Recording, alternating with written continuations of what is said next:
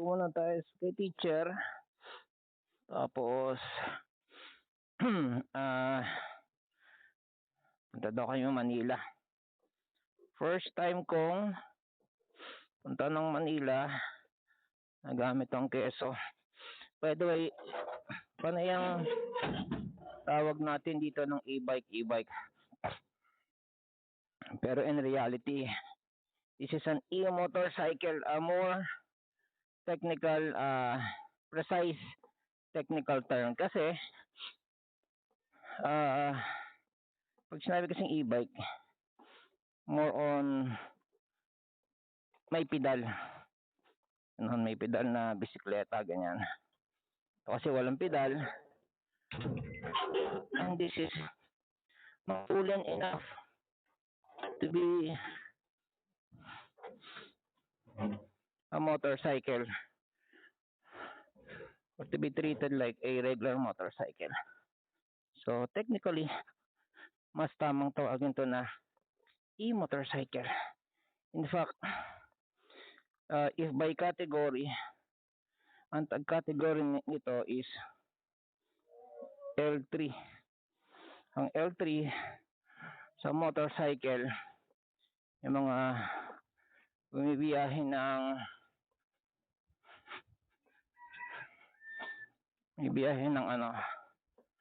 about 50 kilometers.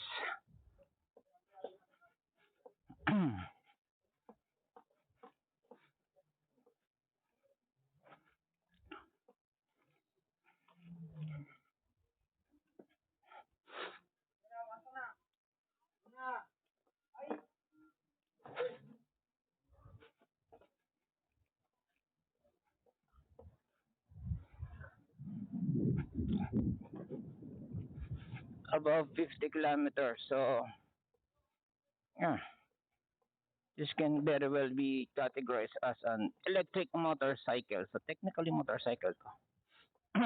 Ang category na ito actually under design, by design is moped. Kagaya nito yung mga Italian na may Italian na yung orig na Italian na moped. Umaabot daw yun ng ilang cc ba yun? 350cc? Sipin mo yun, 350cc ganito.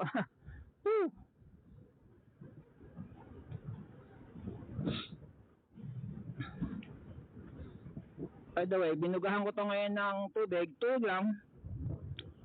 Sabon-sabon. Tubig sa car wash, yung sprayer. So yeah. Malinis ko na yung salamin or yung visor, salamin ng helmet ko.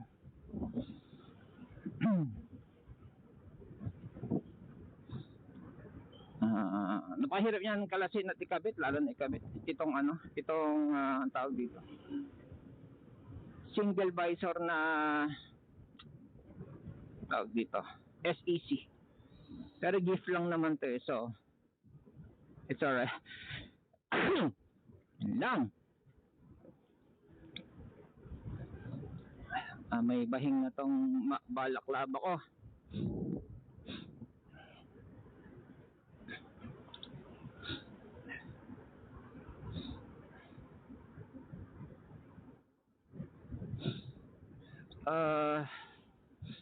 Kahit ano namang get up ko kasi ayaw kasi ng colorful na get up. Okay, colorful na get up, ano ba, like orange, bombero. Gusto ko yung mga lang, yung hindi marumihin, yung pag nadumihan hindi masyadong pag mumukhang madumi, alam mo yan. Kaya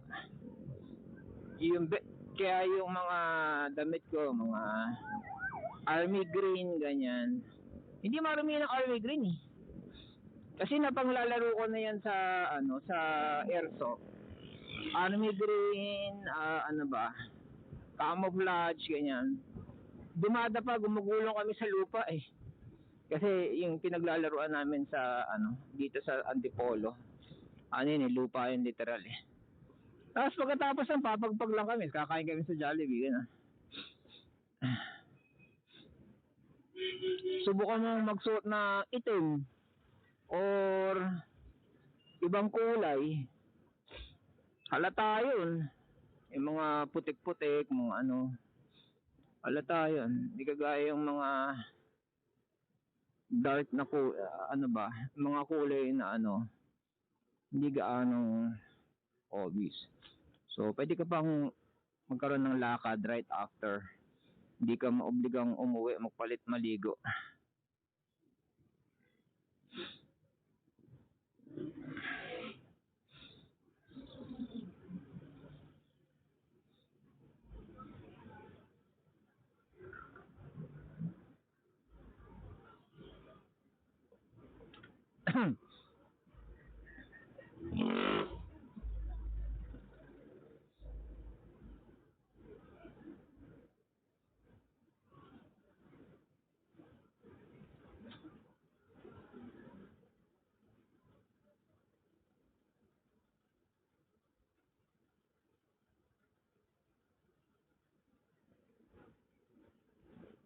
Sarap ba?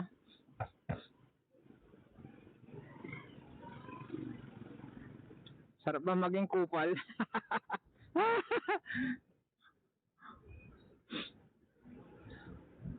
Kupal ang po kinain na.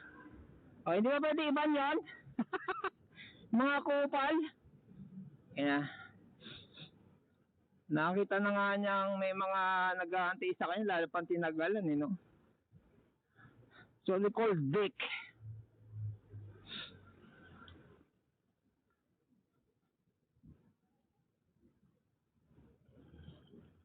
High school ang tawag namin dyan, KSP. KSPs.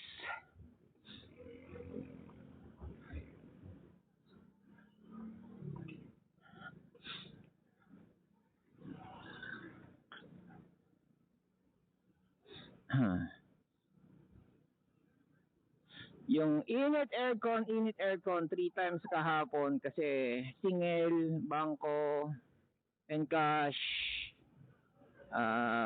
deposit, ibang bangko, ganyan, 3 times. Mukhang umepekto ngayon ah. Pero if it wasn't for the vitamin D3, mas malala yung aking pakaramdam. And for a little bit of rest, napuyat ba ako? Hindi naman siguro. Temporary plate.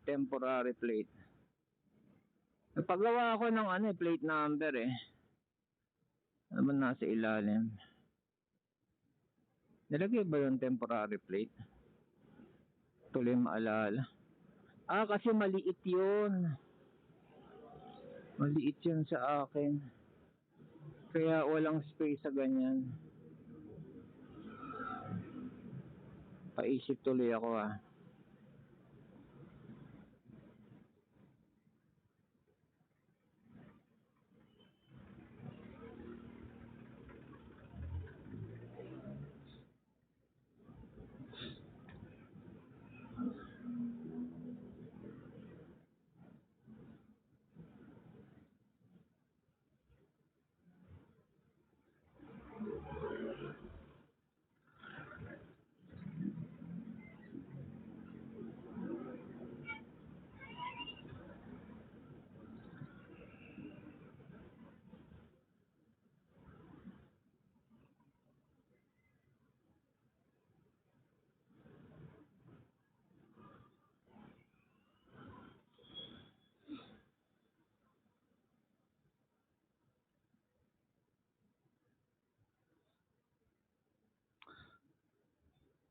Pinalagyan ko to ng ang mahal pala no. Palagyan ko kaya ng hydrogel to. Ano ba tawag doon yung gel type na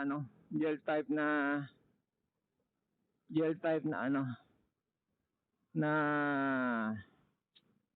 screen protector. Yan, gel type. Kasi mga high-end na phone, yung mga merong edge, ang tawag nun, curve edge, yun lang ang pwede. Pero mahal yan, lilibuhin yan eh, isang sa phone. Paano na lang kaya ganito kalaki, ano? Kung may kasya man.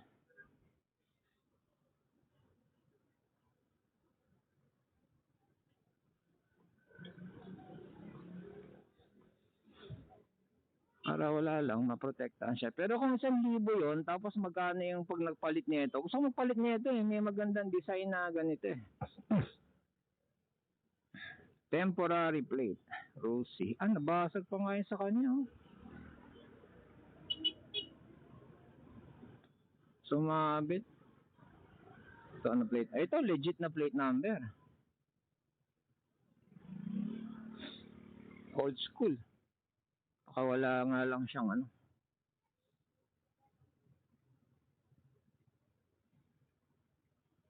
Dito tayo.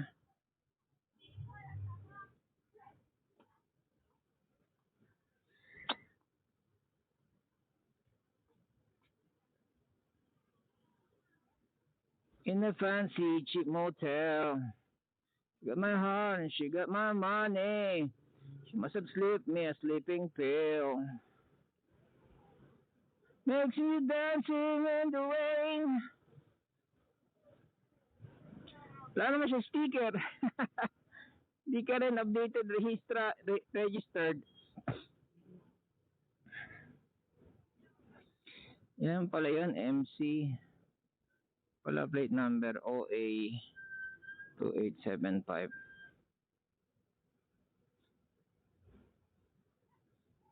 Ako naman sticker eh.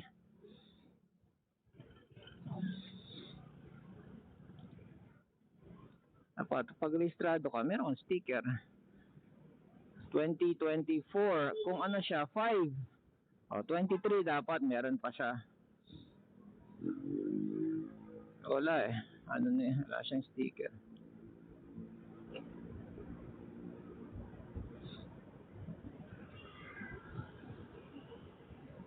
Tawag dito is moped. Moped. Makabudget ako ano, bili ako ng updated na gumagana pa naman to. Wala nang, hindi naman nasira. Pero makabudget ako, bili ako ng maganda-ganda na communicator para maganda yung boses ko at makapag-share tayo ng music at maririnig nyo rin boses ng teacher. Yan, kasi may mga kwento-kwento yan si teacher. Pag-angkas ko siya. Ewan ko lang kung magkano, tsaka anong brand yung gano'n yung pamalit. Siguro ano, pag sabay-sabay naman ano. Pero one day, bili tayo na. It's a luxury naman for now. Actually, this one is ano eh. This is a necessity para nakakapag-usap kami. Uy, ambulance.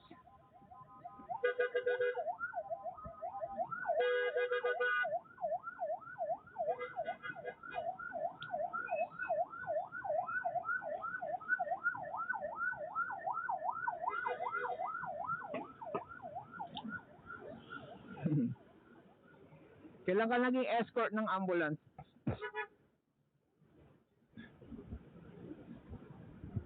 Parang itong ambulance sa kuwen. Ganon.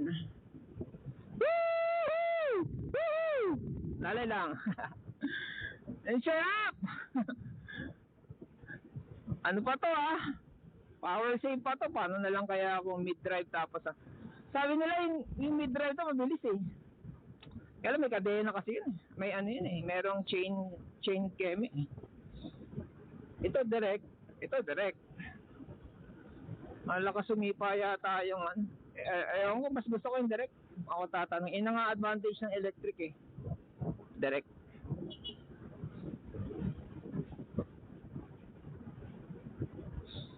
Yan, mga nag-U-turn dito. Kaya niya makahataw eh. Masarap kaya humataw sa sa tollway. NLEX, SLEX.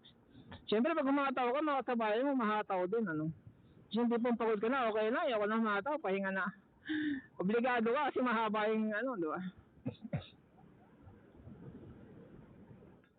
Hindi pwedeng magpahinga.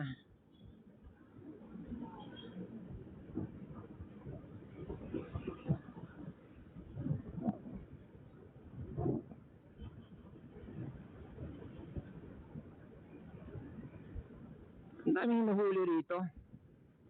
Anong violation? Mga helmet naman, putang ina mo.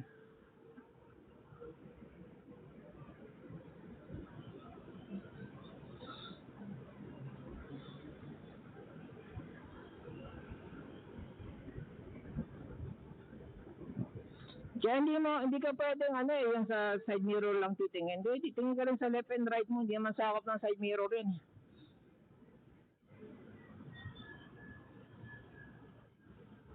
Kasi yung side mirror, likod lang likod kaliwa, likod kanan lang side mirror.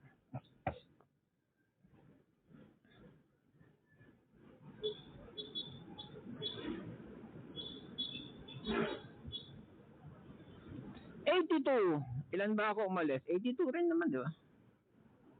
Ilang kilometers na? 7.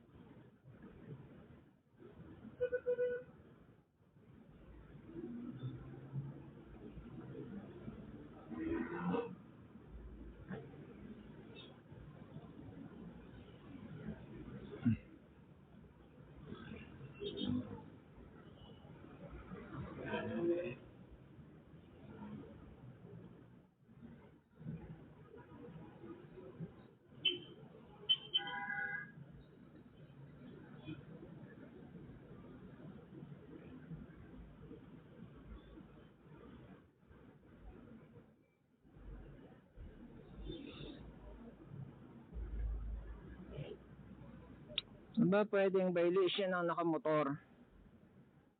Swerving? Yun. Swerving? Hindi. U-turn O pwede. Paano kung malapit lang siya nang galing, di ba? Anong obligahin niya sarili niya na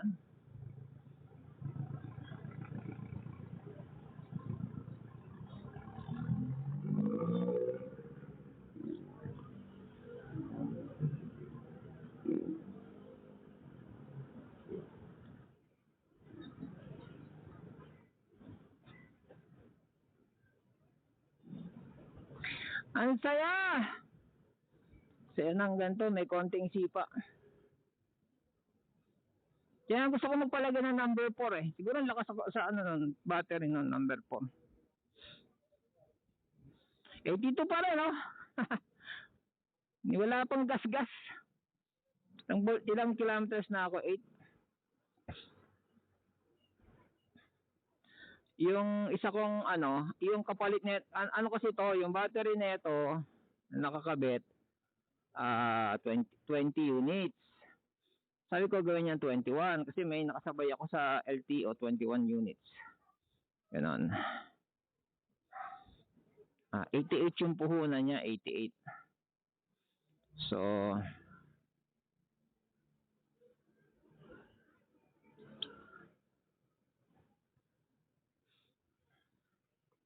parang uulan pa yata. So nang gagayahin ko siya, sabi ni Jonathan, sige pwede dagdagan natin ng isa pang unit. So 21 units para maging 88.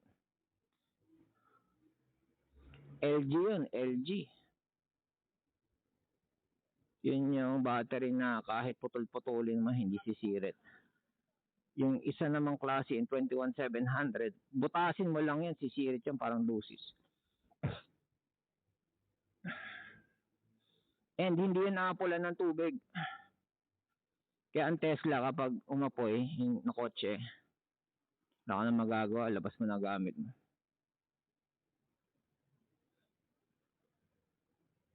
Hindi nakapulan ng tubig. May parang thermite ang dating nun. Yung thermite kasi Yan yung klase ng metal na ano, hindi naaapula kapag nasunog. Actually, yun yung ingredient na ginagamit sa pangbutas ng tangke.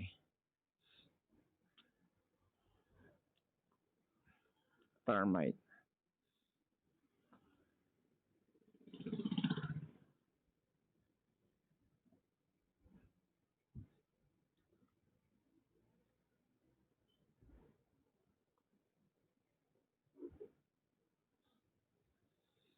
Bakit makulimlim? Nagbabadya daw yung La Nina. Kahit may La Nino. El Nino pala. Ang La, V, di ba? Ang Nina, batang babae. Ang Nino, batang lalaki. Ang L, yung anong L?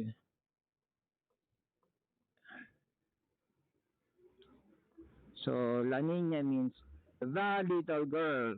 Ang El Nino, A, little boy.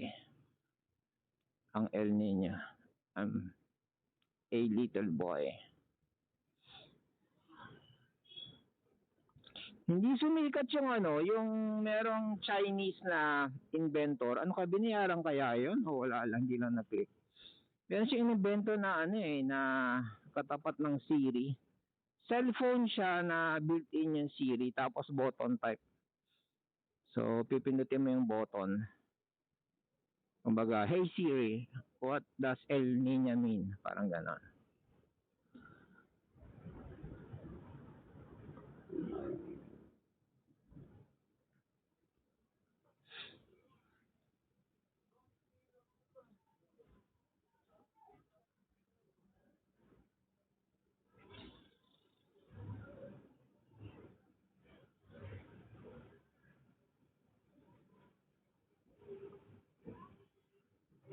Yun pa pala. Kala ko dito na. One more.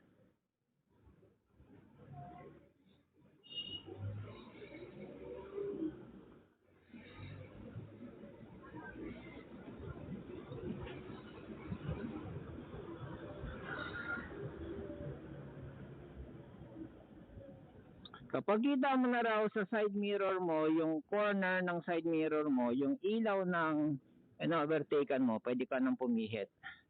O natutunan ko yung kay Adobo Moto vlogger, American Pinoy, Amboy, American boy pero Pilipino. Filipino blood pero American siya. Nanay niya Pinay. Ang bike niya mga GXR 750, 1,000 mga ganyan. Big bike. And more on mga tips sa motorcycle yung yung vlog niya. Ang mga nakiklik sa kanya yung mga short na YouTube kasi kahit short yun 1 minute lang. Well edited tsaka well siksik yung mga info niya kaya maganda yung kanyang following. Although Bex na Bex yung kanyang mga comments. Bex siya eh. Sila his.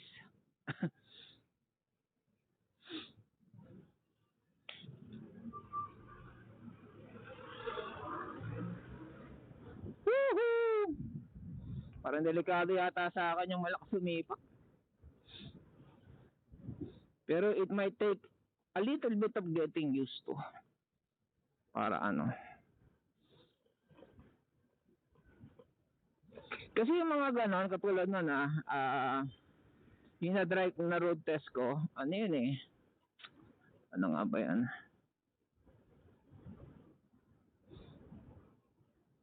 yung na road test ko na yon mid drive, I will have to say na maganda ba mid drive? Papaisip ako eh kasi lakas siya sumipa pero parehas naman kaming power save. Mataas ang controller niya, okay, mataas ang controller niya. So matulin siya. Oh, malayo ba naman ang mararating? Ako kasi gusto ko malayo mararating. Ganun. Magkaroon nga daw ng budget may space pa dito sa bandang unahan ng battery, pwede pang magsiksik pero kamahal. Lagyan daw niya ng 21,000 tama, 21,700 na na Tesla battery. Ano ba yon, worth 15 amperes. Okay ba yun, 15 amperes? Kasi kung 66 na ako, kung 65, 70, magiging 80 amperes ako. Oh, taas-taas na rin yun, 80 amperes ah.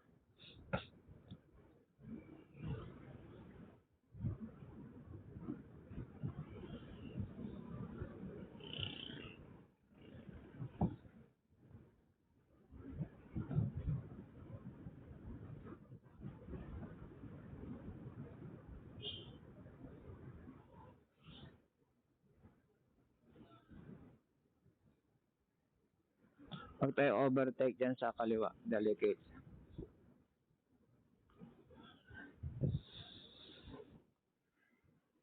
Pero kakanan kasi ako eh.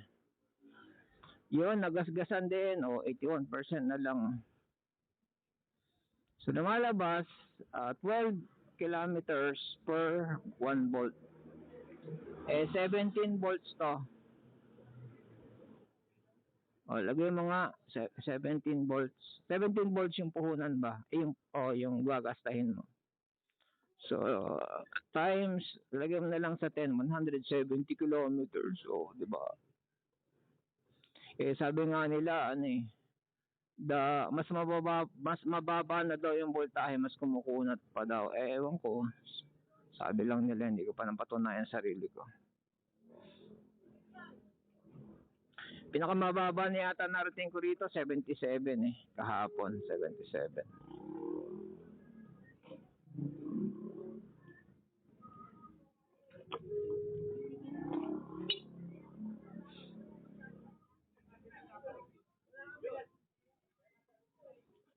Bakit parang uulan? Paano kayo magdidit nito ni teacher?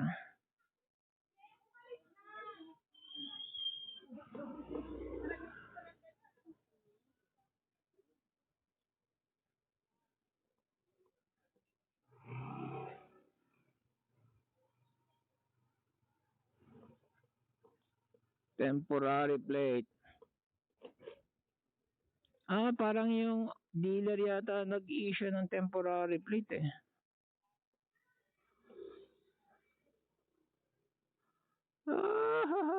Ganito lang tayo.